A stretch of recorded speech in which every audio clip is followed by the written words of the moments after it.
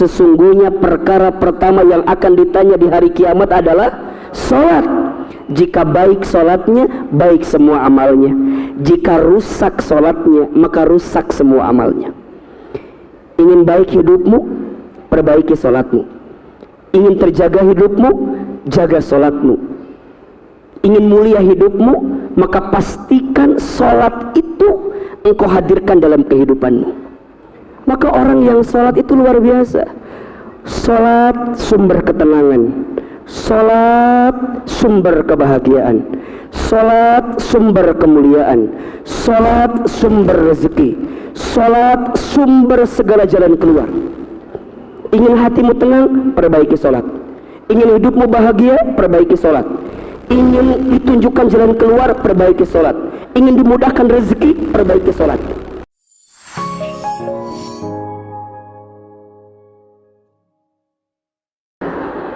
Maka teman-teman sayang, hari ini teman-teman datang ke masjid, datang ke majelis ilmu, datang ke majelis taklim, maka percayalah teman-teman sedang disayang oleh Allah Subhanahu wa taala. Dan kalau teman-teman lagi disayang sama Allah, kalau teman-teman lagi dicintai oleh Allah, maka di saat itu teman-teman sedang mendapatkan nikmat yang besar dari Allah Subhanahu wa taala. Jemputlah kasih sayang itu, terimalah kasih sayang itu, dan teruslah berusaha berada di jalan kebaikan di hadapan Allah Subhanahu wa taala. Kenapa?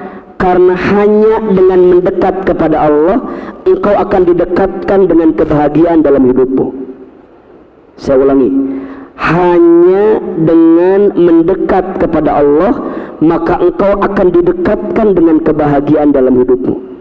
Jadi kalau sekarang teman-teman tanya, kenapa hidupku terasa gelisah? Kenapa hidupku terasa sulit? Kenapa hidupku seakan-akan berat kita melewatinya? Mohon maaf, boleh jadi Anda sedang jauh dari Allah. Boleh jadi Anda sedang ada jarak hubungannya dengan Allah Subhanahu wa ta'ala. Maka sering Ahilman sampaikan, perbaiki hubunganmu dengan Allah, maka Allah akan perbaiki hubunganmu dengan urusan dunia ini.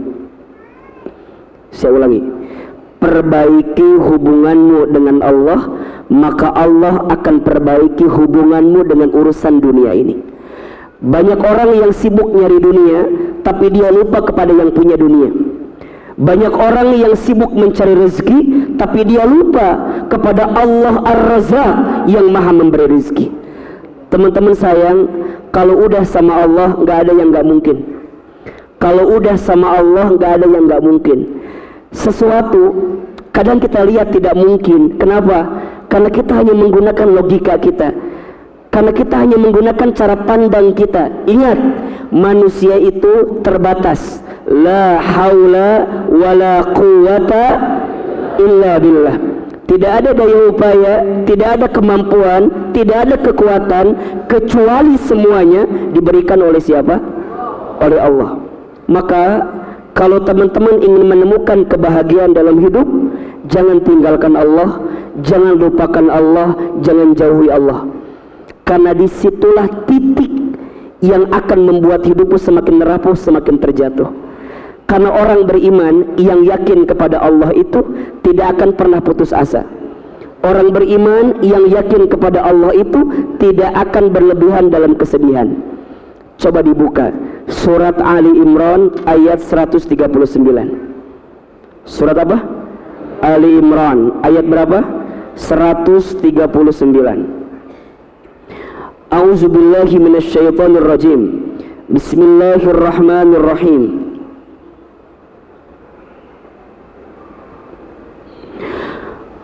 Wala tahinu wala tahzanu wa antumul a'launa in kuntum mu'minin. Perhatikan, wala tahinu, dan janganlah kamu merasa lemah, wala tahzanu, dan jangan pula kalian bersedih hati. Kenapa? Wa antumul a'launa, sebab kamu itu orang yang Allah angkat derajatnya. In kuntum mu'minin, jika kalian beriman kepada Allah Subhanahu wa ta'ala. Jadi kalau teman-teman sayang, malam ini diberikan kelembutan hati, diberikan keringanan langkah untuk mendekat taat kepada Allah dengan hadir di majlis ilmu, maka tolong catat baik-baik, teman-teman sedang diangkat derajatnya oleh Allah untuk mendapatkan kebaikan di hadapan Allah Subhanahu wa ta'ala. Makin teman-teman dekat ke Allah, makin teman-teman taat ke Allah, maka makin teman-teman akan dekat dengan kebahagiaan itu. Banyak orang yang seringkali lupa untuk mengetahui jalan terbaik agar bisa menemukan kebahagiaan dalam hidupnya. Bahagia tak diukur dari apa yang datang dan apa yang pergi, tapi bahagia itu diukur saat hati kita lebih tenang saat mendekat kepada Allah Subhanahu wa ta'ala. Hidup ini gak lama, hidup ini sebentar, maka dalam kehidupan yang sebentar ini, maka jangan sia-siakan, kecuali kita mendekatkan diri kita kepada siapa? Allah Subhanahu wa ta'ala. Begitupun ketika kita belajar tentang obat hati yang gelisah. Di pertemuan sebelumnya Ahilman sampaikan ada 5 obat hati ketika hati kita gelisah. Yang pertama kita bahas di pertemuan kemarin, jika hatimu gelisah maka perbanyaklah baca Al-Quran dan maknanya. Yang kedua, malam ini kita bahas, ketika hatimu sedang gelisah maka perbanyaklah sholat di waktu malam, khususnya sholat tahajud. Umumnya perbaiki sholat. Teman-teman sayang, sholat itu tiang agama. As-sholatu imaduddin, faman aqamaha faqad aqamaddin, wa man tarakaha faqad hadamaddin. Sholat itu tiangnya agama. Barang siapa yang tegak sholatnya, tegak agamanya. Barang siapa yang rusak sholatnya, maka rusak agamanya. Nabi SAW bersabda, perkara pertama yang akan ditanya ketika nanti hari kiamat adalah sholat. Inna awwala ma yuhasabu bihil abdu yawmal qiyamah as-salah. Sesungguhnya perkara pertama yang akan ditanya di hari kiamat adalah sholat. Jika baik sholatnya, baik semua amalnya. Jika rusak sholatnya, maka rusak semua amalnya. Ingin baik hidupmu, perbaiki sholatmu. Ingin terjaga hidupmu, jaga sholatmu. Ingin mulia hidupmu, maka pastikan sholat itu engkau hadirkan dalam kehidupanmu. Maka mohon maaf ya, kata orang tua kita dulu tuh, nah kalau hidup kamu gak sholat, maka apa bedanya kamu dengan orang yang tidak hidup? Karena yang membedakan antara orang yang hidup dengan orang yang mati apa? Sholat. Orang yang hidup masih bisa sholat, orang yang mati sudah tidak bisa. Kalau ada orang yang tapi tidak mau sholat, berarti sudah saatnya di 1, 2, 3 di sholat. Saya ulangi, kalau ada orang yang masih hidup tapi tidak mau sholat, berarti sudah saatnya sudah siap disolatkan. Kayaknya udah siap ini kelihatannya. Ustaz, berarti sholat itu sangat penting. Iya, boleh jadi mungkin kita pernah dengar kan, sepohon kayu daunnya rimbun, lebat bunganya serta buahnya, walaupun 1000 kalau tak sembahyang, walaupun 1000 kalau tak sembahyang. Hidup tapi tidak sembahyang, apa gunanya? Betul? Maka teman-teman sayang, Allah itu memanggil kita dengan 3 panggilan. Yang pertama panggilan azan, perintahnya sholat. Yang kedua panggilan talbiyah, perintahnya haji dan umrah. Yang ketiga panggilan kerahmatullah, inna lillahi wa inna ilaihi Yang pertama panggilan azan, Allahu Akbar, Allahu Akbar. Itu yang manggil siapa? Yang manggil siapa? Sahake. Yang manggil siapa? Muazin, betul. Tapi hakikatnya yang manggil siapa? Allah, betul? Allahu Akbar, Allahu Akbar. Apa jawabannya? Allahu Akbar. Asyhadu an la ilaha illallah. Apa jawabnya? Asyhadu an la ilaha illallah. Asyhadu anna Muhammadar Rasulullah. Apa jawabnya? Lihat kalimat ini. Hayya 'alas shalah. Apa? Eta mah artina atau akang. Mari kita sholat heueuh eta artina. Orang geus apal eta mah. Namun jawaban kita la haula wala quwata. Pertanyaannya, kenapa panggilan 1, 2, 3 sesuai jawabannya, tapi ketika masuk kalimat hayya 'alas shalah jawabannya la haula wala quwata illa billah? Kenapa? Heueuh eta mah artina. Tiada upaya eta mah artina. Kenapa? Mohon izin, mohon maaf. Kalimat hayya 'alas shalah kita jawab dengan kalimat la haula wala quwata illa billah, menunjukkan bahwa kita siap menyambut panggilan salat. Kenapa? Karena dengan salat itu Allah akan berikan pertolongan dalam kehidupan kita.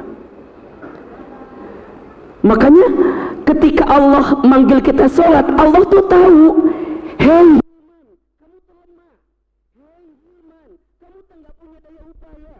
hei Hilman, kamu tuh sering galau. Hei kamu tuh sering gelisah. Kira-kira begitu. Hei Hilman, kamu tuh lagi susah. Hei Hilman, kamu tuh lagi punya pertanyaan. Bukankah kamu punya hajat, punya keinginan, punya harapan, punya cita-cita? Betul? Kita punya nggak harapan? Punya nggak keinginan? Punya nggak kemauan? Punya nggak harapan? Punya nggak cita-cita? Allah tuh tahu Hilman, kamu punya keinginan, kamu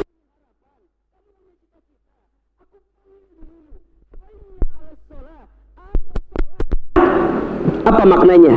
Saat engkau datang kepadaku mendirikan sholat, aku sudah siapkan jawaban terbaik dari setiap persoalan. Hayya 'alal falah. Siapa yang mau mendapat kemenangan?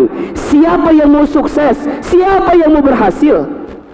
Karena kita tahu kalau kita mengandalkan diri kita banyak gagalnya. Betul apa betul? Coba Ahilman tanya, teman-teman, dari sekian banyak keinginan, lebih banyak yang terjadi atau yang tidak terjadi? Jawab. Dari sekian banyak keinginan kita, lebih banyak yang terjadi atau yang tidak terjadi? Teman-teman ikhwan, dari sekian banyak akhwat yang kita suka, lebih banyak yang nerima atau nolak kita? Ngaca. Anda salah mengandalkan wajah Anda yang gak seberapa itu. Anda salah mengandalkan ustadz. Saya punya kerjaan, saya ganteng, saya kaya. Mohon maaf, sekarang mah yang ganteng tidak menjamin kebahagiaan, apalagi yang jelek. Bener. Ustadz, sekarang mah dengan kaya bisa dapat semuanya, belum tentu. Bahagia itu bukan karena paras, bahagia bukan karena harta. Teman-teman akhwat, jangan nyari laki-laki yang ganteng. Yang ganteng itu banyak maunya dan berpotensi menyakitkan hati. Makanya Ahilman gak mau disebut ganteng. Aama manis. Ganteng mah berpotensi menyakitkan hati. Dia kaya. Mohon maaf, memang semua bisa dibeli dengan uang, tapi ternyata kebahagiaan gak bisa dibeli dengan uang. Betul? Aku membela kalian karena aku tahu kalian gak ada uangnya. Jadi tenang, aku bersama dengan kalian. Jadi gimana Ustadz? Allah tuh pengen siapa yang mau berhasil, siapa yang mau sukses, Siapa yang mau mendapatkan apa yang kamu harapkan dalam hidup? Sholat. Kira-kira begitulah. Betul apa betul? Kemudian Allahu Akbar, Allahu Akbar. Apa jawaban kita? Allahu Akbar, la ilaha illallah. Apa jawaban kita? Kita tahu nih, Allah ngasih kesempatan kita sholat, Allah manggil kita sholat, maka segera kita datang kepada Allah. Perhatikan, kalau teman-teman perhatikan, semua bacaan sholat itu menunjukkan bentuk komunikasi kita kepada Allah. Allahu Akbar, apa artinya? Allah Maha Besar. Saat kita sholat, kita menunjukkan bahwa tidak ada yang lebih besar dalam hidup kita kecuali siapa? Ya Allah, kerjaanku kecil, usahaku kecil, harapanku kecil, sungguh tidak ada yang paling besar kecuali siapa? Allah. Kita baca iftitah, Allahumma ba'id baini, atau Allahu Akbar kabiro, silahkan, gak usah berantem, karena masing-masing ada dalilnya.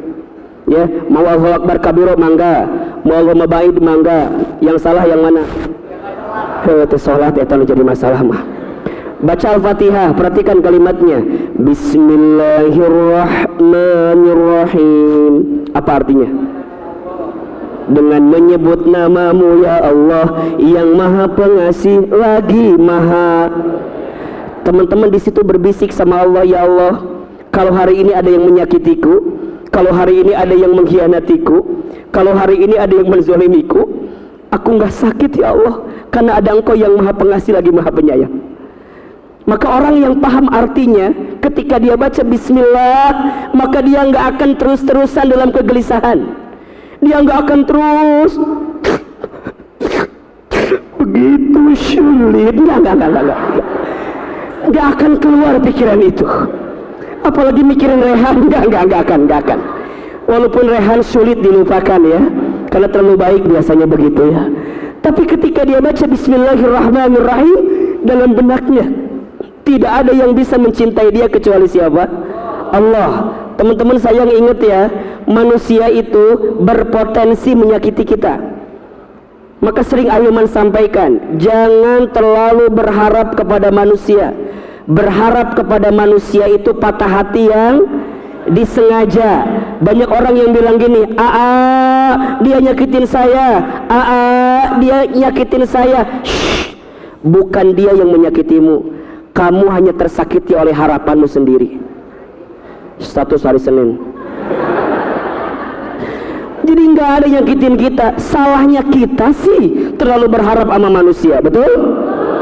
Udah tahu manusia tuh lemah, udah tahu sering nyakitin, kenapa atuh masih terus memberikan harapanmu kepada makhluk yang berpotensi menyakitimu? Maka nanti dia akan baca lagi, Alhamdulillahi Rabbil, segala puji bagimu ya Allah, Tuhan semesta alam. Apa? Ya Allah, kalaupun aku dapat nikmat sekarang, ini bukan gara-gara aku, tapi nikmatnya dari siapa? Orang yang sholat hilang kesombongan, orang yang sholat hilang ujubnya, orang yang sholat hilang diri merasa. Maka mohon maaf, sering Ahilman juga sampaikan, yang membuat iblis tidak akan pernah masuk surga gara-gara apa? Sombong. Maka Ahilman tidak pernah mengajarkan anak-anak teman hijrah untuk punya sifat merasa. Hati-hati, jangan merasa pintar, harusnya pintar merasa. Status hari Selasa. Jangan merasa pintar, harusnya pintar merasa. Punten mohon izin, kayaknya hari ini banyak orang yang merasa pintar tapi tidak pintar merasa. Teman-teman sayang, makin kita belajar, makin kita taklim, makin kita ikut kajian, harusnya makin kita merunduk dan kita nyadar diri kalau kita nggak tahu apa-apa. Maka nggak akan ada waktu lihat aib orang lain. Kenapa? Karena dia tuh sadar kalau aib dia juga banyak. Betul? Ini penting sekali. Maka mohon maaf ya, sepulang dari sini teman-teman nggak boleh jadi orang yang paling merasa itu.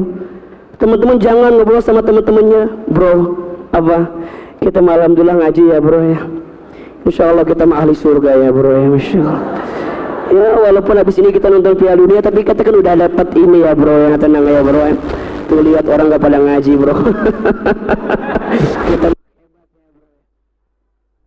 maka teman-teman gak boleh diibaratkan ada orang yang kelihatannya melakukan amalan surga, tapi ternyata Allah masukkan dia ke dalam api neraka. Ada orang yang kelihatannya melakukan amalan neraka, tapi Allah masukkan dia ke dalam surga. Kenapa coba? Karena ternyata yang membedakan antara mereka berdua ada perasaan hati yang bersih dalam hidupnya. Maka teman-teman saya nggak boleh, jangan besar kepala, ulah gede, bisi teasup helm. Ulah helm aja nggak mau masuk, apalagi surga, betul? Maka kalau ada sebesar biji zarah kesombongan di hati kita, segera istighfar. Maka sholat melembutkan hati. Alhamdulillahi Rabbil. Ya Allah, sekarang hamba punya kerjaan, ini darimu ya Allah. Hamba usaha, ini darimu ya Allah. Hamba punya jodoh, ini darimu ya Allah. Dan kalaupun jodoh hamba diambil, yang hamba berharap sama dia tapi diambil, ini juga darimu ya Allah. Dan hamba yakin setelah lebih baik daripada dia yang meninggalkanku. Siapa Ahilman? Ting atuh. Lo nanya ke saya, dah saya kata apa? Maka orang yang sholat nggak akan berlebihan, nggak akan ini mah ustad, aku tes setelah putus sama dia jadi nggak bisa makan apa-apa. Emang kenapa? Iya, karena hampir semua menu pernah aku makan bersama dengan dirinya. Lihat nasi ingat dia, lihat ayam, lihat kobokan ingat dia. Ahilman tahu pasti makannya di situ terus, ini mah masalahnya. Aku tuh setelah putus sama dia jadi nggak bisa pulang Ahilman. Kenapa? Karena hampir semua jalan pernah aku tempuh bersama dengan dirinya. Setiap likukan jalan aku teringat bagaimana cara dia memperlakukan aku. Dan aku ingat setiap bensin yang keluar air. Udahlah, nggak usah.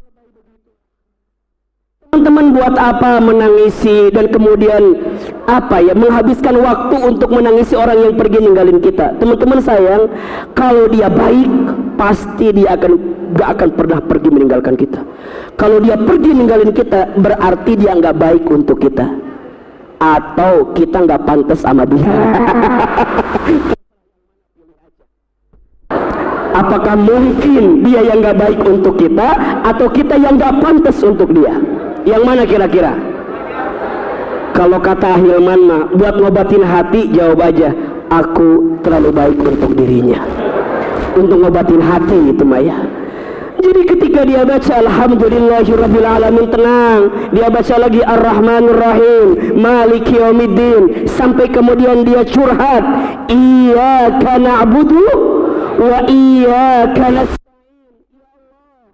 Hanya kepadamulah aku menyembah dan hanya kepadamulah aku minta pertolongan. Berarti saat kita mengucapkan kalimat itu, kita bilang, ya Allah, tolong hamba ya Allah, bantuin hamba ya Allah. Kan begitu, kuatkan hamba ya Allah. Teman-teman yang lagi sulit kerjaannya, minta sama Allah. Teman-teman yang lagi susah usahanya, minta sama Allah. Iyyaka na'budu wa iyyaka nasta'in. Bukan kepada siapa-siapa, bukan, sama Allah. Kata Allah, hambaku, apa yang kamu minta? Kita jawab lagi, ihdinas siratal mustaqim. Ya Allah, tunjukkan kami. Dalam ayat lain, dalam terjemah lain diterangkan, ihdinas itu bukan hanya ditunjukkan, tapi dihantarkan. Kalau ditunjukkan, semua ditunjukkan. Tapi kalau dihantarkan, ditemenin. Sama kalau kita nanya sama orang Sunda, pasti dijawab kan? Alamat si ini mana? Di situ. Terus ke kanan, terus ke kiri, terus ke kanan deh, gitu kan? Itu hanya ditunjukkan. Tapi kalau ihdinas siratal mustaqim, dihantarkan sama Allah, ditemenin. Hambaku, jodoh kamu tuh itu tuh. Siapa itu? Yang mana itu? Dihantarin. Jadi fokusnya udah jelas tuh. Makanya teman-teman sayang, Cinta yang paling menyakitkan itu apa? Ketika kita mencintai seseorang yang kita tahu orang itu nggak akan mungkin jadi milik kita. Status hari Rabu itu tuh. Kita tuh udah tahu dia tuh nggak mungkin jadi milik kita, tapi kita masih ngotot. Ini lupa nih. Orang yang ihdinas siratal mustaqim, dia tidak akan terperangkap pada sesuatu yang bukan jawabannya. Allah akan arahkan dia pada perkara yang memang itu menjadi milik dirinya. Sampai kemudian dia bilang, ihdinas siratal mustaqim ya Rabb, tunjukkan kepada kami jalan yang lurus. Yang mana kata Allah? Kita jawab, siratal ladzina an'amta alaihim ghairil maghdubi alaihim waladhdallin. Ya Allah, jalan yang bisa membuatku tahu mana yang buruk, mana yang benar, mana yang halal, mana yang haram, mana yang benar, mana yang salah. Kan kira-kira begitu. Sampai kemudian kita ya Allah terbebas dari orang-orang yang mencelakakan kami ya Rabbal Alamin. Salat. Maka orang yang salat itu luar biasa. Salat sumber ketenangan, salat sumber kebahagiaan, salat sumber kemuliaan, salat sumber rezeki, salat sumber segala jalan keluar. Ingin hatimu tenang, perbaiki sholat. Ingin hidupmu bahagia, perbaiki sholat. Ingin ditunjukkan jalan keluar, perbaiki sholat. Ingin dimudahkan rezeki, perbaiki sholat. Yang wajib. Oke, yang paling pagi apa namanya? Sholat subuh, terus zuhur, terus asar, terus maghrib, terus pesan Ahilman, jangan tinggalkan yang wajib. Kenapa? Jaga 5 yang wajib ini, maka Allah akan jaga kebaikan dalam hidup kita, terutama subuh dan isya. Kalau kamu mau lihat orang muslim yang sempurna, lihat sholat 5 waktu. Kalau kamu mau lihat orang beriman, benar imannya, lihat sholat subuh dan sholat isyanya, terutama sholat subuh. Ahilman pesan berkali-kali kepada teman-teman sayang, sholat subuh itu sholat yang akan mengantarkan kebaikan dalam hidup kita. Jaga sholat subuhmu, maka di hari itu fi zimmatillah, engkau sedang dalam penjagaan Allah subhanahu wa ta'ala.